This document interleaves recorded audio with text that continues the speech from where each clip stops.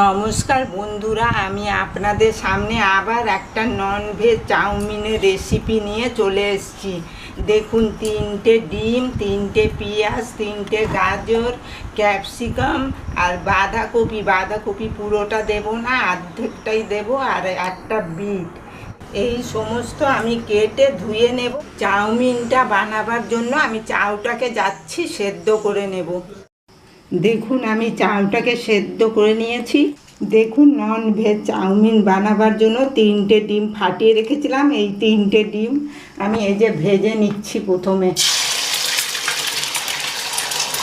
একটু ভাজা ভাজা করে নিচ্ছি।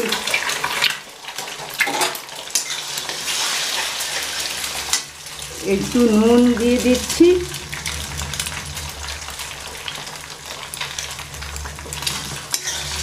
এবার ভালো করে ভেজে নিচ্ছি। দেখুন, ডিমটা ভাজা ভাজা হয়ে গেছে। এবার আমি সব তুলে নিচ্ছি।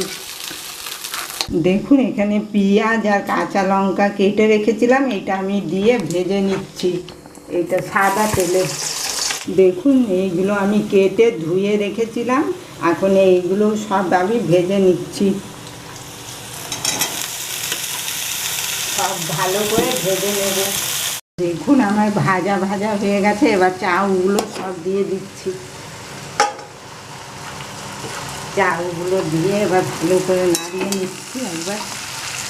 দেখুন, একটু নুন দিলাম আন্দাজ করে। আমি এমনিতেও সেদ্ধ করার সময় চাউটাতে নুন দিয়েই সেদ্ধ করেছিলাম, সেই জন্য অল্পই দিলাম নুন। আর দেখুন, সয়া সস, এটা রেড চিলি সস,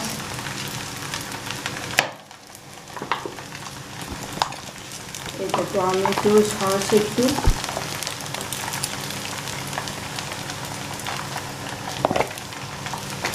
একটু গোলমরিচের গুঁড়ো,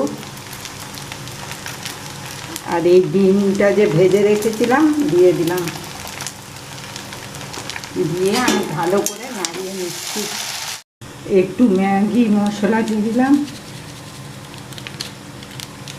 ম্যাগি মশলা দিয়ে আবার আমি নাড়িয়ে নিচ্ছি ভালো করে। দেখুন বন্ধুরা, আমার এই ননভেজ চাউমিনটা রেডি হয়ে গেছে। বাচ্চারা তো খাই, বড়রাও চেটে পুটে খাবে এটা।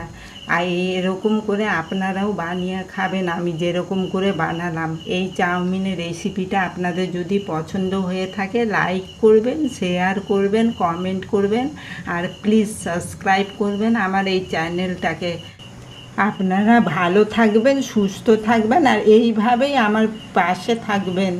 ধন্যবাদ।